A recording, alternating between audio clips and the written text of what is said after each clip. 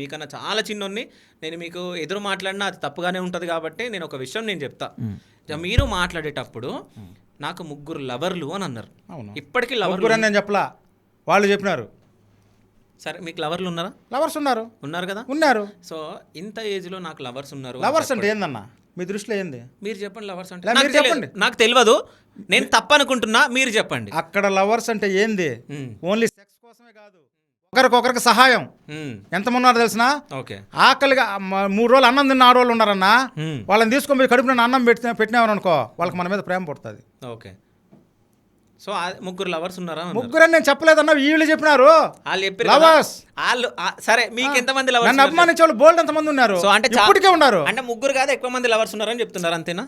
అయ్యా, నా నెంబర్ నేను చెప్పకూడదు, సరేనా? బోల్డ్ అంతమంది ఉన్నారు, నేను కాపాడిన జనాల్ని. అభిమానం ఆడవాళ్ళు ఎట్లన్నా, ఒక పూట అన్నం పెడితే వాళ్ళకి ప్రేమ పుడుతుందన్న, అది వాళ్ళ మనస్తత్వం. ఆకలిగా ఉండారయ్యా, విపరీతంగా నువ్వు కొడుతున్నావయ్యా నీ దగ్గర పనిచేసి ఒక అమ్మాయిని. ఇగో పెద్దాయన, ఇది తప్పు పెద్దాయన. అంటే ఆకలి అవుతుందని అన్నం పెడితే వాళ్ళు మనకు సర్వస్వం ఇస్తారు. దిక్కు లేని చోట్ల ఉండారయ్యా, వాళ్ళని తీసుకొచ్చి అన్నం పెట్టి గుడ్డలు తీసి అంతా చేసి పోయి ఆఫీసులో వదలడం తప్ప? ఆఫీసులో వదలడం తప్ప? ఉద్యోగంలో పెట్టడం తప్ప? వాళ్ళ కుటుంబం బాగుపడడం చేయడం తప్ప? అంతేగాని వాడుకోవాలనుకోవడం తప్పు. మీరు అదంతా చేసి వాడుకున్నారు కదా.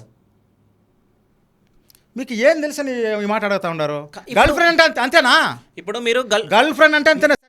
మీరు ఎంతమంది లవర్లు అంటే లెక్కలేనని అని చెప్పారు. అన్నం పెడితే ఇట్లా ఇస్తారని చెప్పారు. మీరు ఇప్పుడు లవర్ అంటే ఏందని అర్థం? మీరు లవర్ అంటే ఏందని అర్థం? మీరు అంతేనా?